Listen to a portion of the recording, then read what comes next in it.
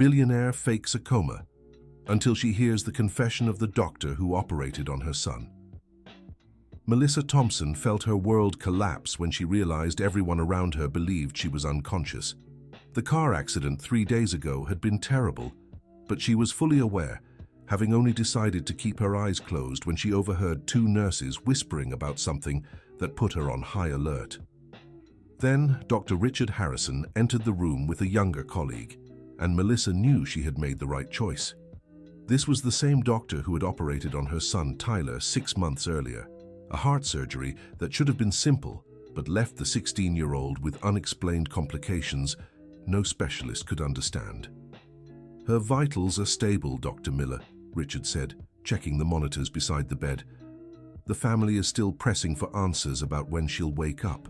Melissa controlled her breathing with great effort, keeping it steady as she detected nervousness in the doctor's voice. Something was wrong here. She could feel it. Dr. Harrison, the younger doctor, Jason Miller, spoke up. "Can I ask about a previous case? That heart surgery you performed on her son?" "Not relevant now, Dr. Miller," Richard cut in quickly. "Let's focus on the current patient." The tension in the room was almost palpable. Melissa noticed how Richard's voice had completely changed, turning sharper and defensive. Why didn't he want to talk about Tyler's surgery? Just then, a nurse hurried into the room. It was Margaret, a gray-haired woman Melissa had noticed being very attentive during her stay. "Dr. Harrison, the patient's son is downstairs demanding to see his mother," Margaret said, looking worried. "He's very upset."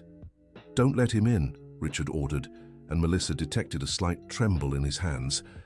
Any agitation could worsen her condition in this critical state. Melissa's heart raced. Tyler was here? Her son was suffering, wanting to see her, and this doctor was stopping him? It took all her willpower not to open her eyes right then.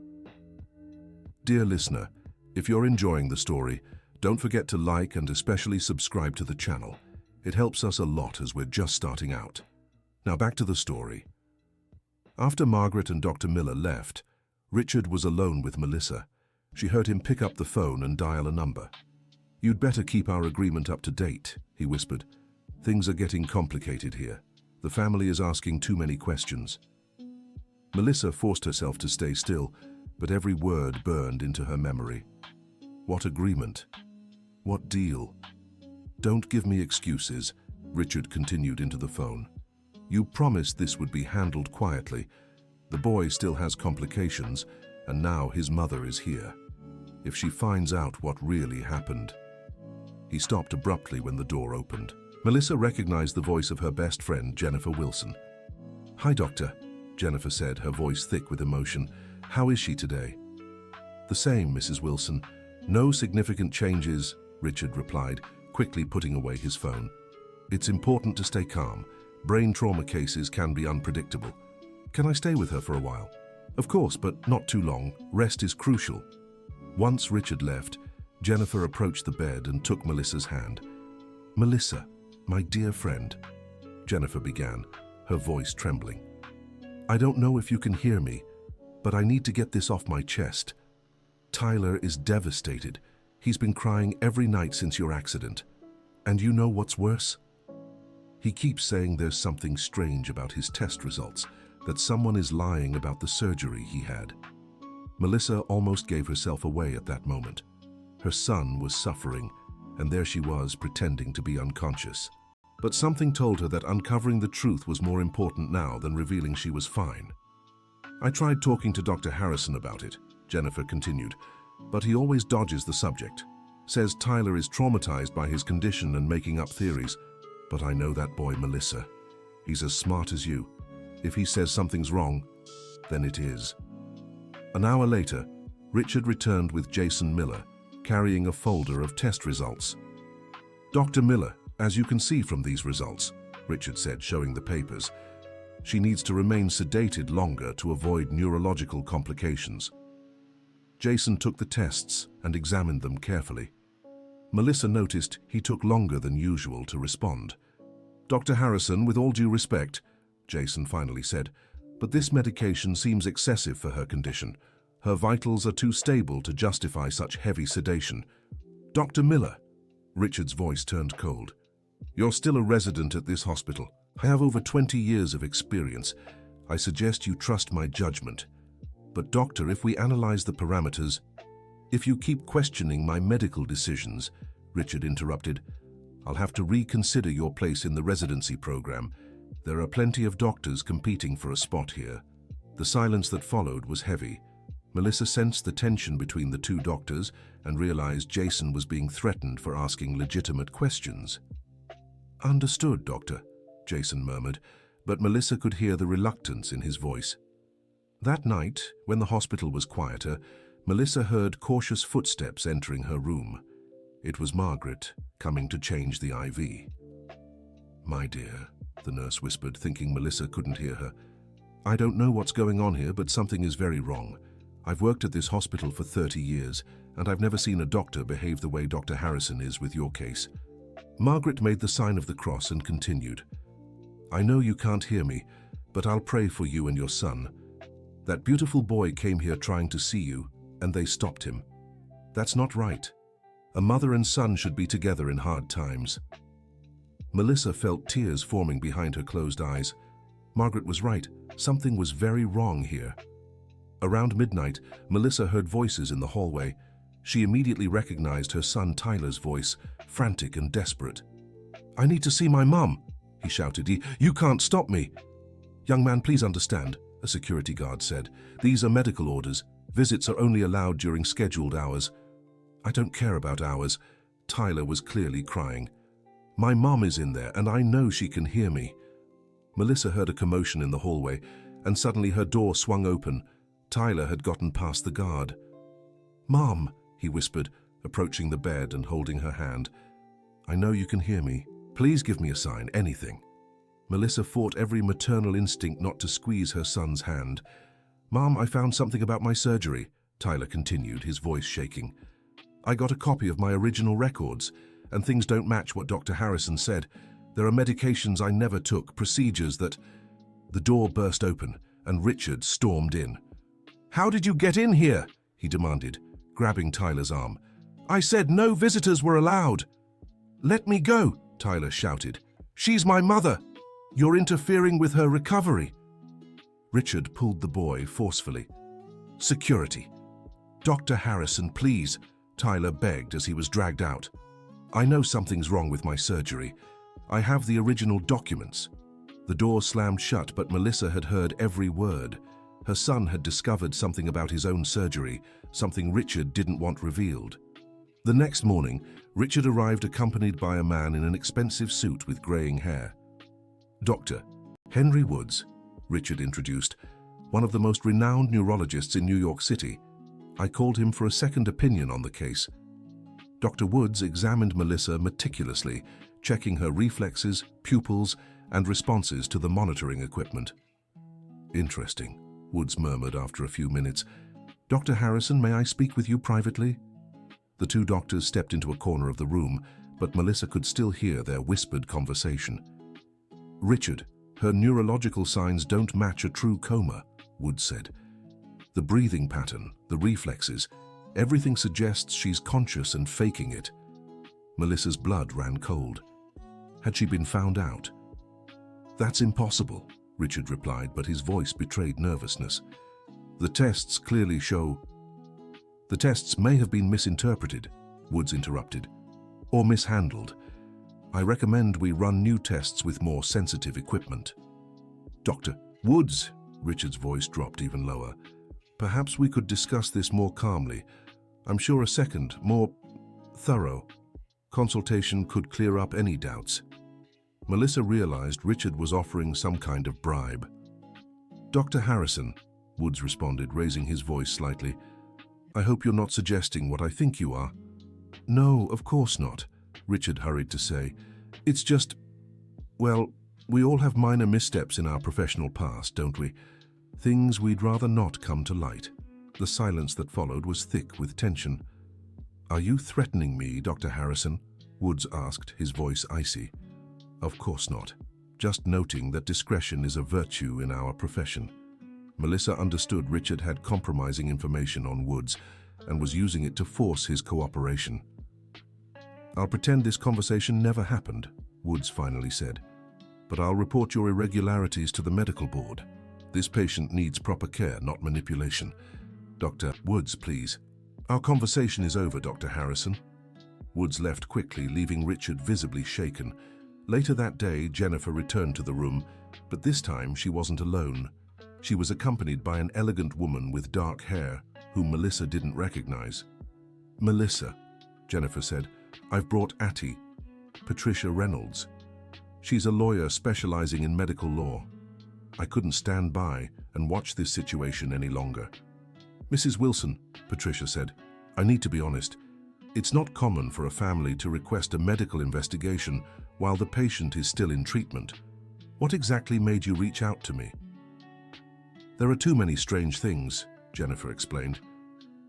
"Dr. Harrison's behavior, the unexplained complications in her son's surgery, the ban on visits. Something's very wrong here." Patricia approached Melissa's bed and studied the monitors. "What I can do is request all medical records for both Mrs. Thompson and her son, Tyler. If there are irregularities, they'll show up in the documentation." "Atty Reynolds," Jennifer hesitated. "There's one more thing. Yesterday, I followed Dr. Harrison to the parking lot and saw him talking to Brian." Melissa's heart stopped. Brian was her second husband, whom she'd been married to for 2 years. They were arguing about something, and I heard Brian say they needed to keep everything secret until this blew over, Jennifer continued. "When they saw me, they stopped talking immediately." Patricia wrote everything down in a notebook. "I'll start the investigation today. If there's a conspiracy involving the patient's husband, that completely changes the legal landscape." Dear listener, if you're enjoying the story, don't forget to like and especially subscribe to the channel. It really helps us out since we're just starting. Now back to the story. After Jennifer and Patricia left, Melissa was alone with her thoughts. Brian involved? The man she had married after being widowed was conspiring against her and Tyler. The idea was almost impossible to accept, but everything was starting to make sense. Brian had always had a strange relationship with Tyler. It wasn't paternal affection, but it wasn't open disdain either. It was more like tolerance, as if he was waiting for something. That night, Jason Miller returned to the room alone. Melissa noticed he was visibly upset. "Mrs. Thompson," he whispered, thinking she couldn't hear him. "I know you can't respond, but I need to get this off my chest." Jason sat in the chair beside the bed. "I know what Dr. Harrison did to your son. During the surgery, he made a mistake.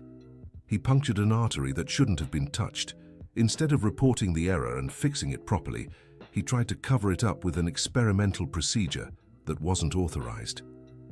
Melissa fought not to react to the devastating words. "The experimental procedure is what caused Tyler's complications," Jason continued. "And the worst part is, your husband, Mr. Brian, knew everything. He secretly authorized the procedure." Tears began to slip from Melissa's closed eyes, but Jason didn't notice in the dim light. "I've tried to talk to Dr. Harrison about it several times, but he threatens me. Says he can destroy my career before it even starts. And Mr. Brian, he has a strange hold over the doctor, like he has something on him." Jason stood and walked to the window. "What really bothers me is that I get the feeling your husband wanted something to happen to Tyler. Like it was convenient for him if the boy didn't fully recover." At that moment, the door swung open, and Richard walked in, catching Jason in the room. "Dr. Miller," Richard barked. "What are you doing here outside your shift?" "I was just checking the patient's vitals," Jason stammered. "Liar." Richard stepped closer, his voice threatening. "You were talking to her about things that aren't your business." "Dr. Harrison, please, you have no idea who you're messing with, kid," Richard said, his voice thick with anger. "There are very powerful people involved in this. People who can make you disappear from the medical field forever. Are you threatening me? I'm warning you. Keep your mouth shut about things you don't fully understand." Jason moved toward the door but turned back before leaving. "Doctor, I understand more than you think, and I won't stay silent forever." After Jason left, Richard was alone with Melissa. She could feel him watching her suspiciously. "You heard everything, didn't you?" he murmured. I know you're awake, Melissa. This charade has gone on long enough. Melissa forced herself to keep her breathing steady, but she could tell Richard was growing more suspicious. Your husband is paying me very well to keep you sedated and away from the investigations into your son, Richard continued. But things are getting complicated. Too many people asking questions. He leaned closer to the bed. You know what's funny, Melissa? Your dear Brian told me you have the terrible habit of investigating everything around you, that you never take things at face value. That's why he thought it best to keep you out of commission while he handles the situation with the boy. Melissa felt anger rising inside her. Had Brian planned all this? But don't worry, said Richard, checking the IV. I'll increase the sedation tonight. Tomorrow you won't be able to fake anything anymore. The next day, Melissa woke up feeling truly groggy. Richard had made good on his threat and upped her medication. But even so, she fought to stay conscious and keep pretending. That morning, she overheard Margaret talking to another nurse in the hallway. Margaret, did you notice the medication for the patient in 302 was changed? I sure did, Rebecca, and I don't like it one bit. That sedation is way too strong for her condition. Do you think we should report it? To who? Dr. Harrison is the head of the department. Who's going to question him? But what if we're being accomplices to something wrong? Rebecca, I'm 65 years old and have worked at this hospital for 30 years. I've seen plenty of strange things, but never a situation like this. That boy crying in the halls, the patient's husband always whispering with the doctor. What are you going to do? I'll find a way to leave some clues for her friend. If I can't speak up directly, at least I can help another way. Melissa felt a wave of gratitude for Margaret. There were good people in that hospital, people who cared. That afternoon, Brian finally came to visit her. Melissa hadn't seen him since before the accident, and now she knew why. Hi, sweetheart, he said, his voice trying to sound affectionate but coming off as fake. How are you today? Brian sat in the chair and took her hand. Melissa, I know you can't hear me, but I want you to know I'm handling everything. Tyler is fine, don't worry. He's in physical therapy and recovering from the after effects. Lies. Jennifer had told her Tyler was devastated, crying every night. Dr. Harrison assured me you'll make a full recovery, Brian continued. It's just a matter of time. In the meantime, I'm managing your business. Don't worry about a thing. Melissa wondered what decisions Brian was making in her name during her absence. Oh, and about that lawsuit you were investigating before the accident, the one about the construction company's irregularities. I decided to drop it. It's not worth the stress. Melissa went on high alert. She'd been investigating a company that had done shoddy work on one of her commercial buildings. The case could have brought in millions in damages. Why would Brian drop it? Just then, Richard walked into the room. Good afternoon, Brian, the doctor greeted. How are things? Everything's going as planned, Brian replied, but I'm worried about the digging Jennifer's been doing.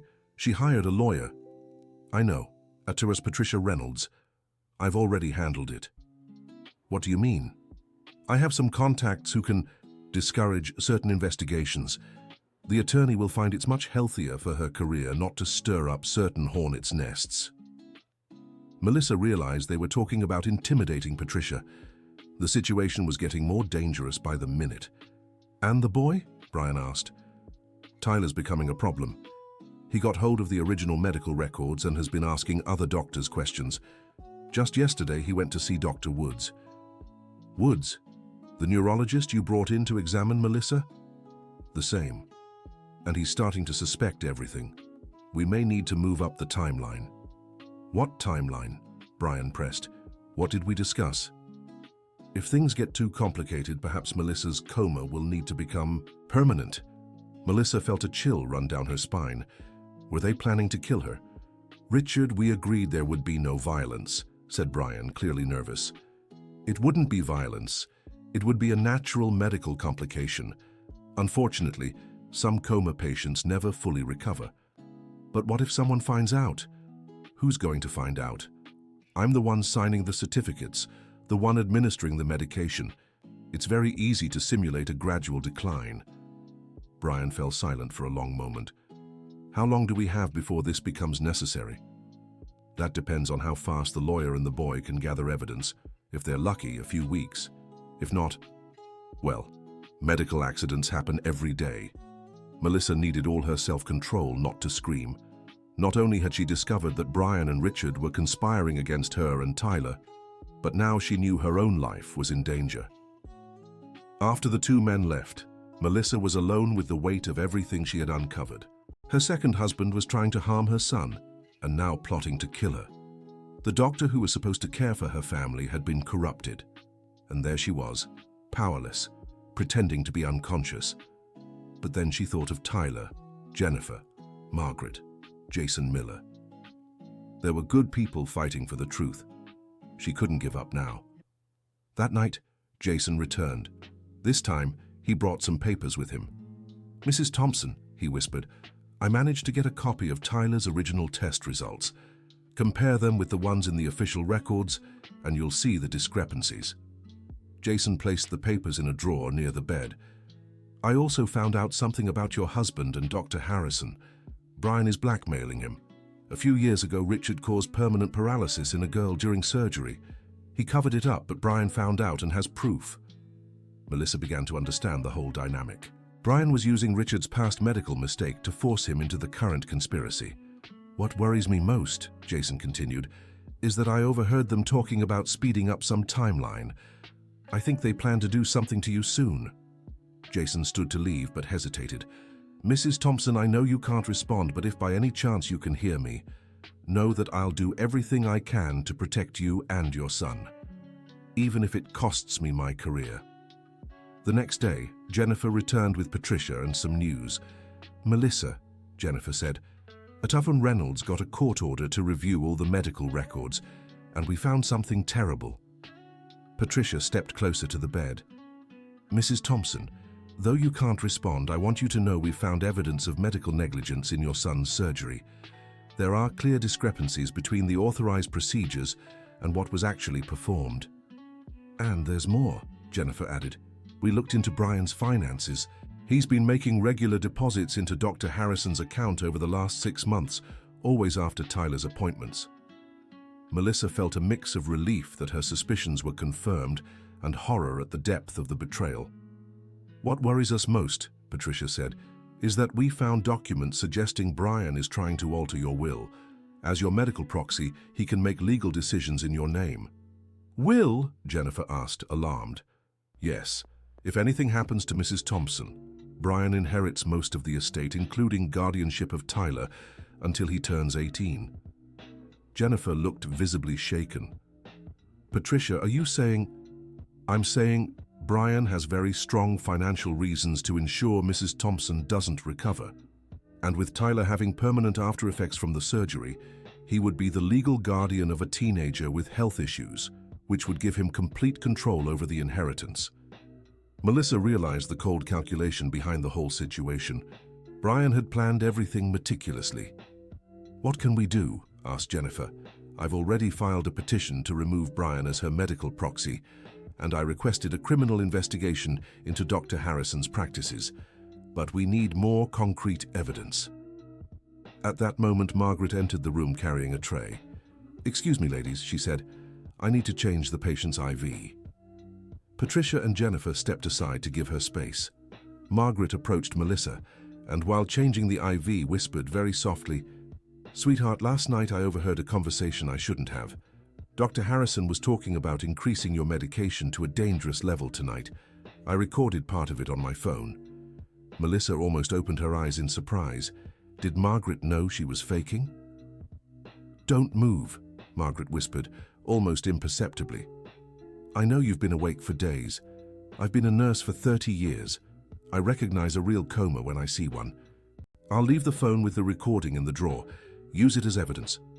Margaret finished changing the IV and turned to Patricia. "Doctor, could you come with me outside? I have some information that might be relevant to your case." Patricia and Jennifer left with Margaret, leaving Melissa alone once again. But now she knew she had a powerful ally and concrete evidence of the conspiracy. That afternoon, Tyler finally managed to enter the room. He had disguised himself as a janitor and slipped past security unnoticed.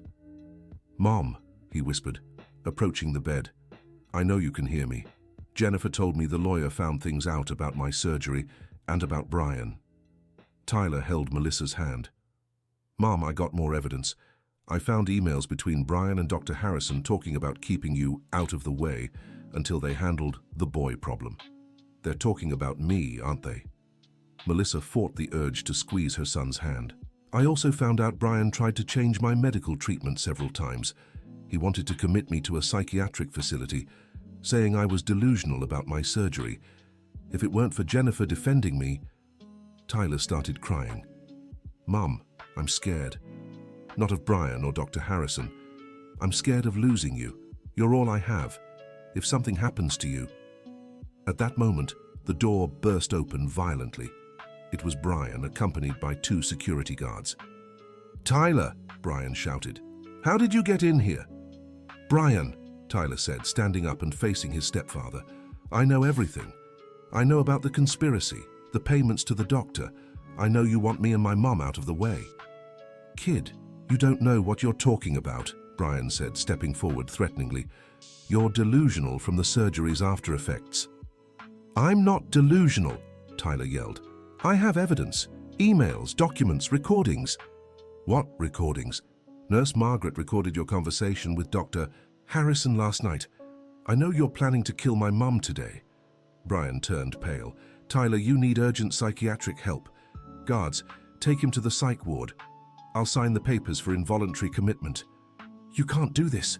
Tyler struggled against the guards. Mom, help me." Melissa couldn't take it anymore. Hearing her son beg for help while she pretended to be unconscious was beyond her limits. "Get your hands off my son," she shouted, opening her eyes and sitting up in bed. Dear listener, if you're enjoying the story, don't forget to like and especially subscribe to the channel. It helps us a lot as we're just starting out. Now, continuing. The room fell completely silent. The guard stopped restraining Tyler, who ran to hug his mother. Brian stood there in shock, his mouth hanging open. "Melissa?" Brian stammered. "You...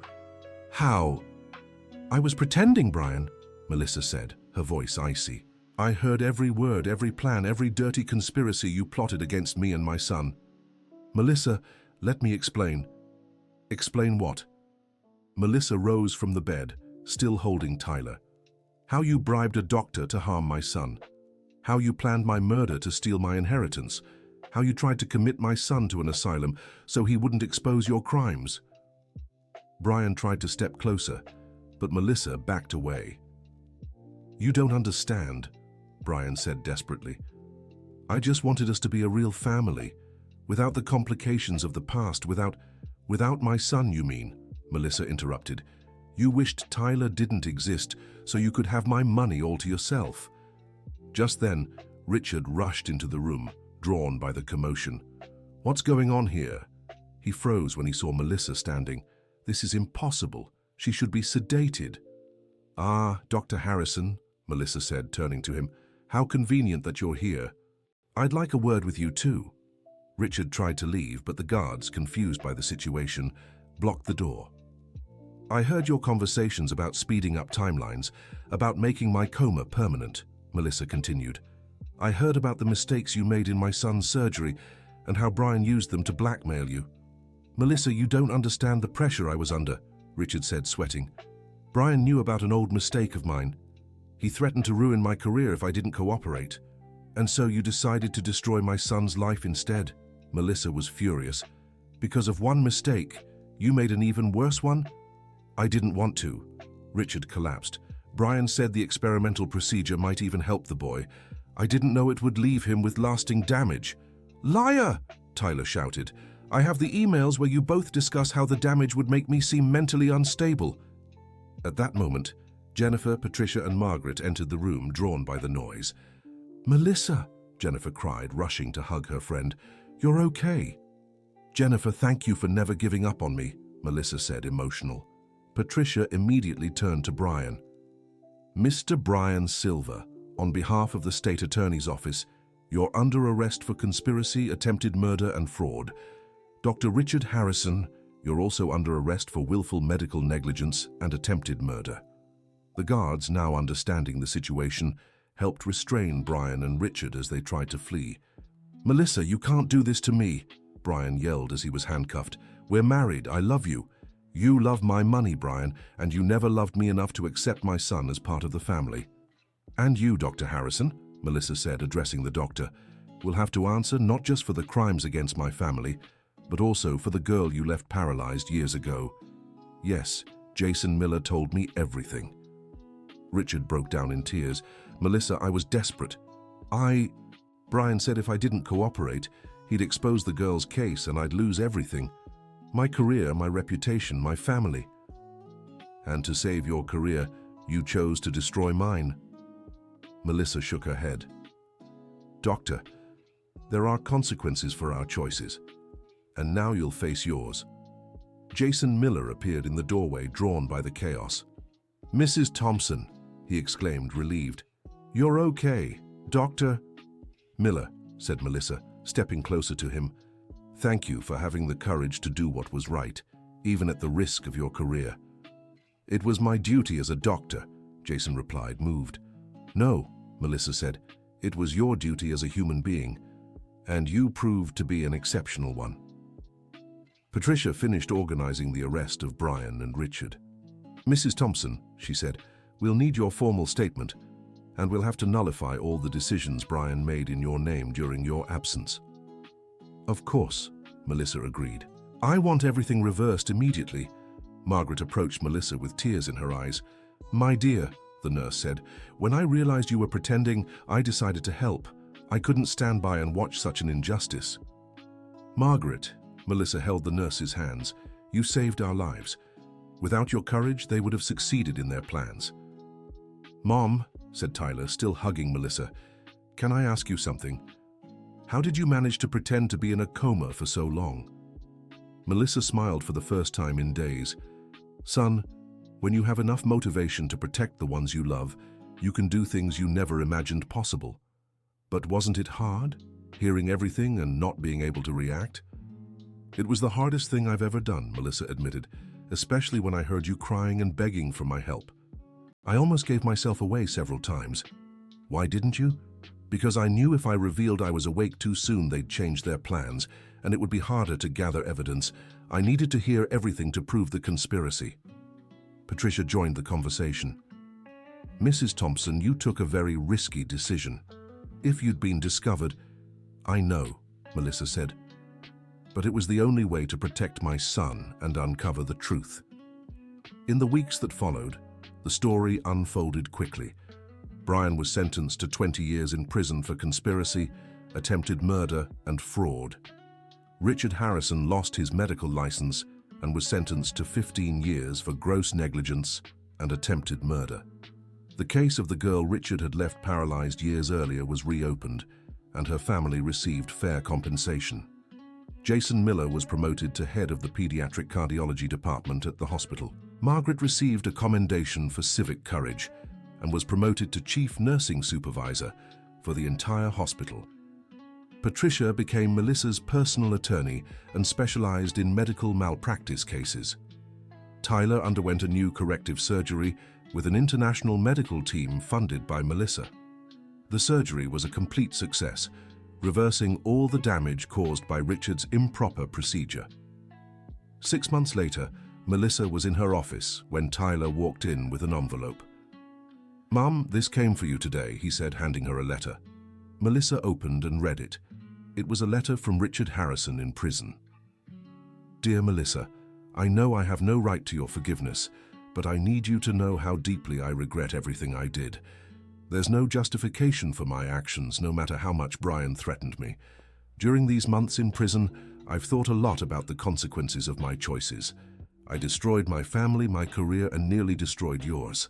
I know this doesn't undo the harm I caused, but I want you to know I'm fully cooperating with authorities to expose other similar cases in the healthcare system. We've uncovered a corruption network that goes beyond our own case. I hope Tyler is recovering well from his new surgery. He's a brave and intelligent young man, and you must be very proud of him. Once again, I ask for your forgiveness for everything. Dr. Richard Harrison." Melissa folded the letter and looked at Tyler. "What do you think, son?" Tyler thought for a moment. I think he's trying to make amends, Mom. It doesn't excuse what he did, but maybe it can help other families avoid going through what we did. Melissa smiled. Her son had developed remarkable wisdom and compassion after everything they'd endured. You're right, she said. We can't change the past, but we can try to influence the future. Mom, can I ask you something personal? Of course. Do you ever plan to get married again? Melissa laughed. Tyler, after finding out my second husband plotted to kill me, I think I'll stay single for a good long while. But you're not ruling it out forever? I don't know, sweetheart. Maybe someday I'll meet someone who loves not just me, but you too. Someone who wants to be part of our family, not destroy it. Like Dad did? Melissa felt a lump in her throat. Tyler rarely spoke about his biological father, who had passed away when he was 10. Yes, like your dad did. He loved you just as much as he loved me. You two were the most important people in his life. I remember that, Tyler said, smiling. He always said a real family protects each other no matter what. And that's what we did, didn't we? Melissa hugged him. We protected each other. Mom, there's one more thing I want to tell you. What is it? I've decided I want to study medicine. Melissa was stunned. Medicine? After everything we've been through? Because of everything we've been through, Tyler explained. I want to be like Dr. Jason, who had the courage to do what was right. I want to help other families and be the kind of doctor who puts patients first. Melissa felt both pride and worry. Sweetheart, are you sure?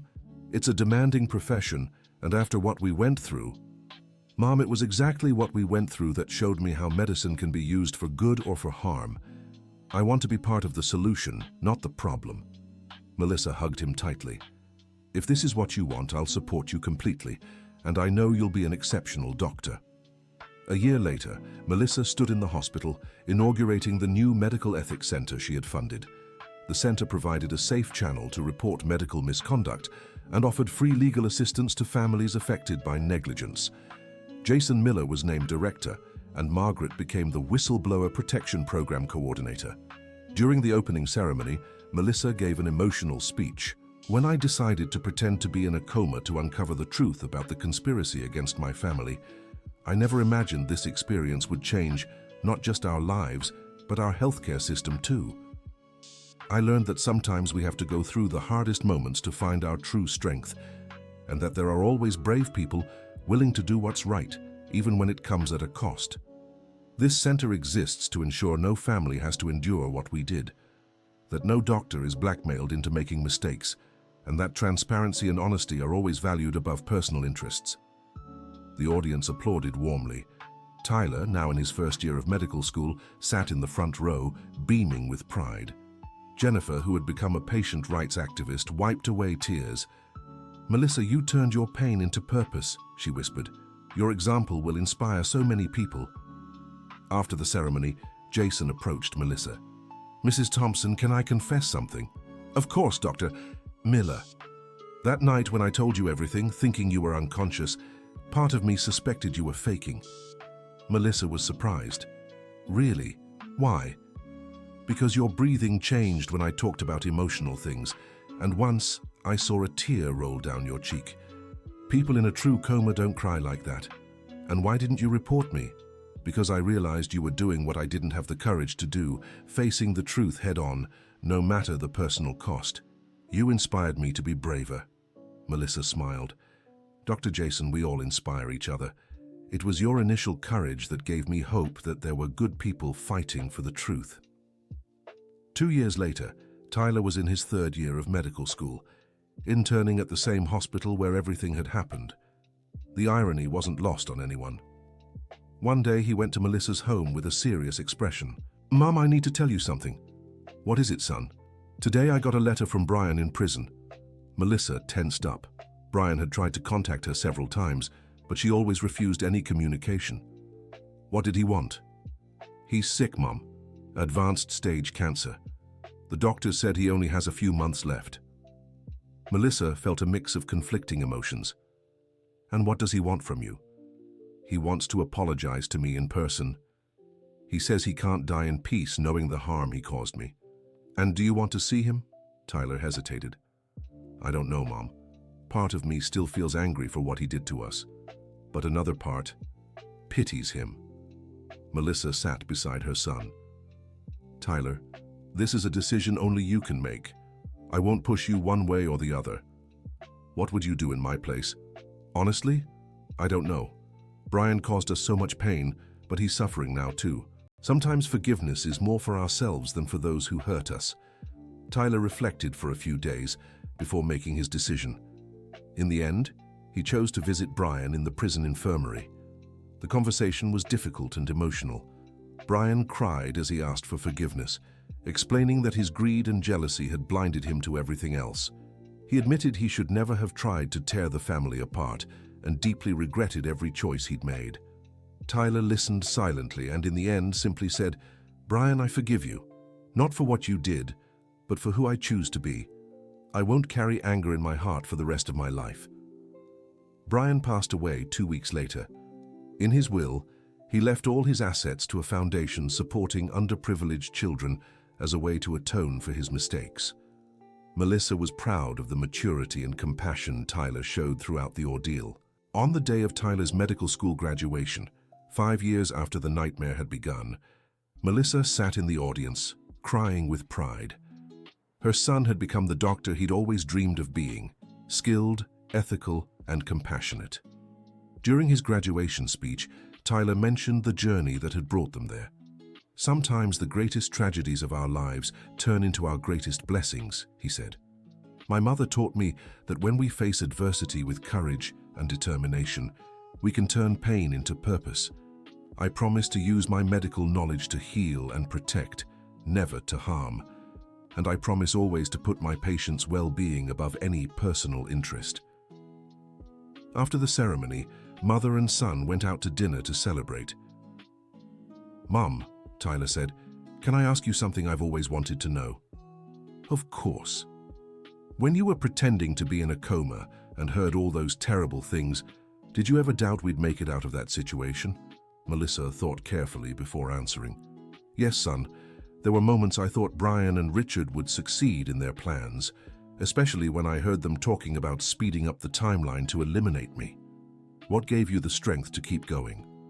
"You," Melissa replied simply.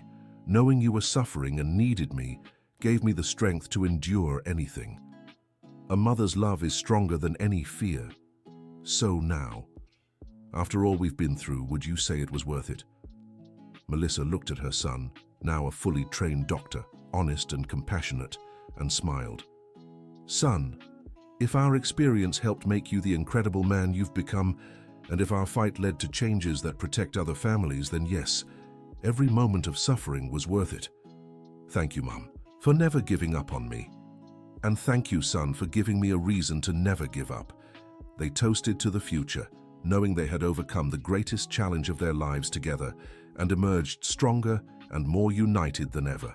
3 years later, Dr. Tyler Thompson had become one of the most respected pediatric cardiologists in the region.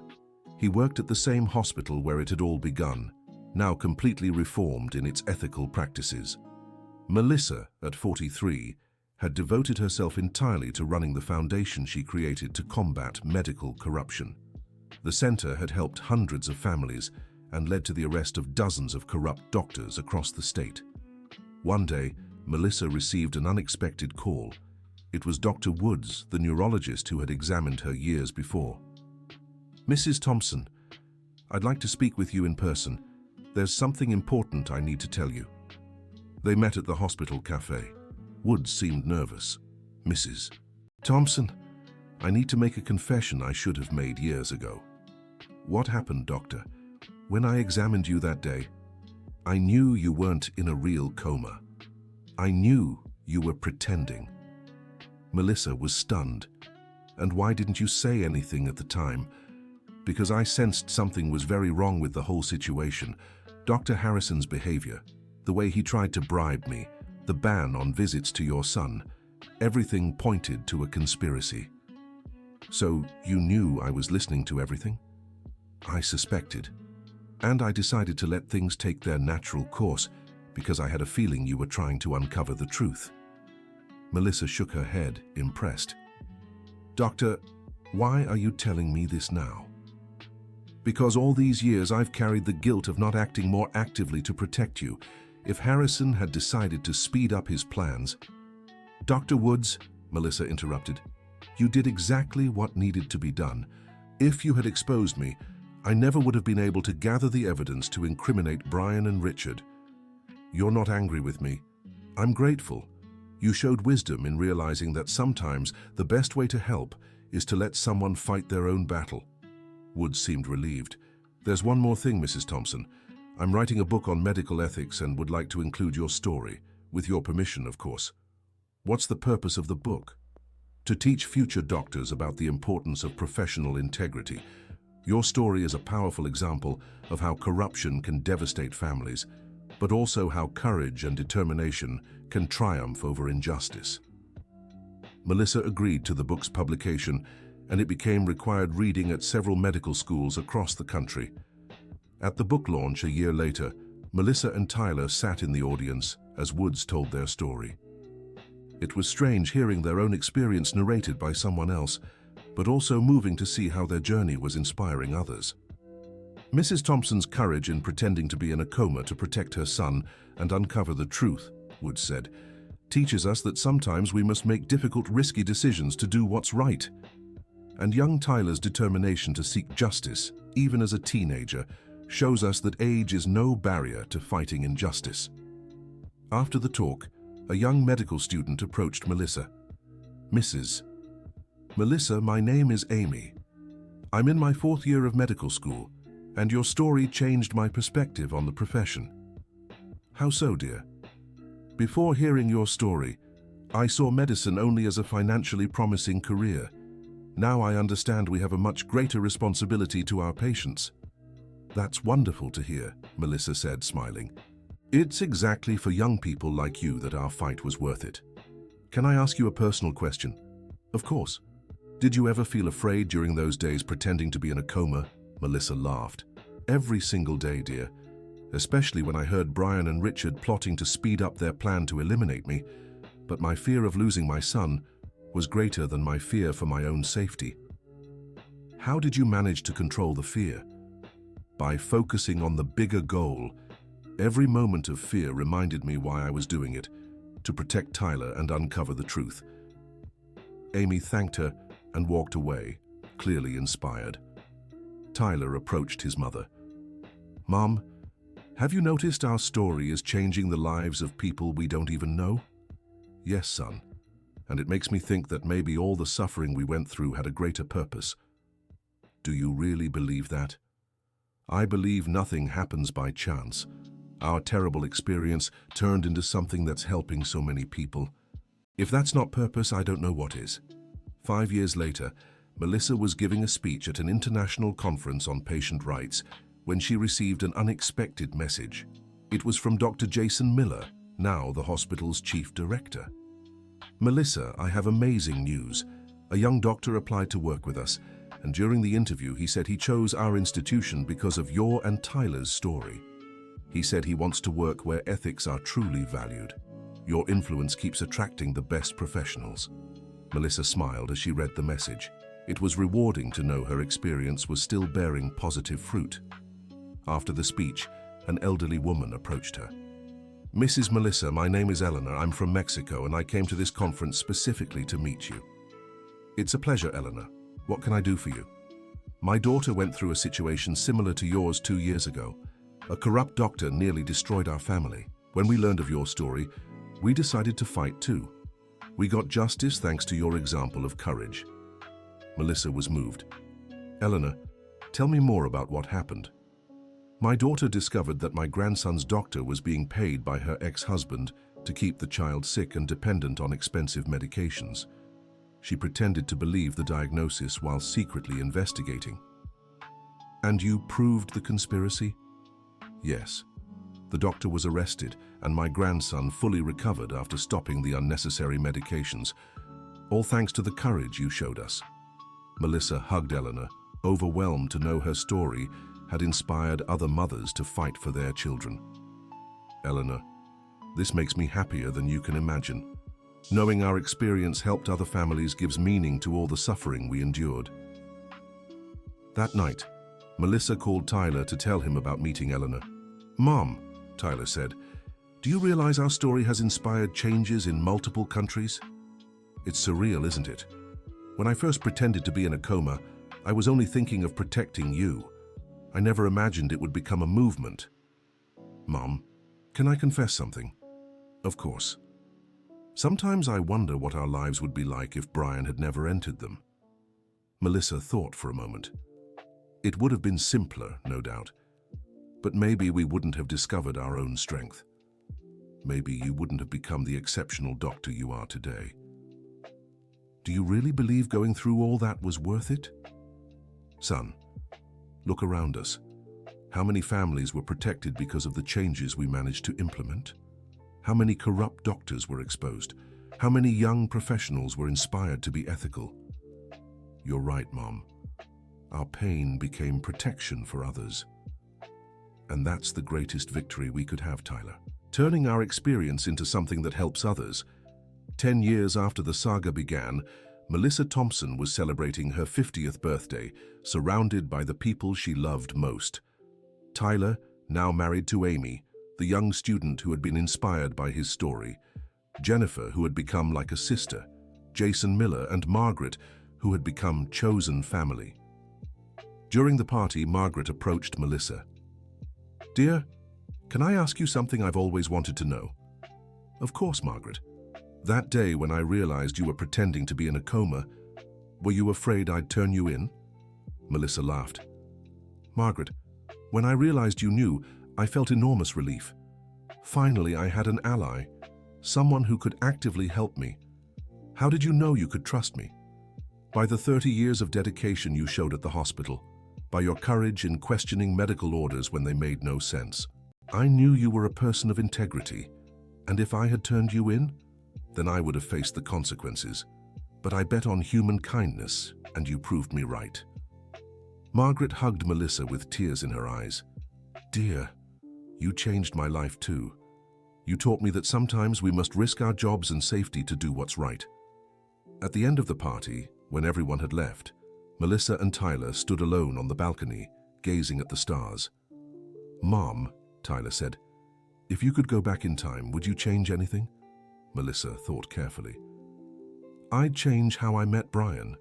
I'd have been more careful, paid better attention to the signs that he never truly accepted you." "Anything else?"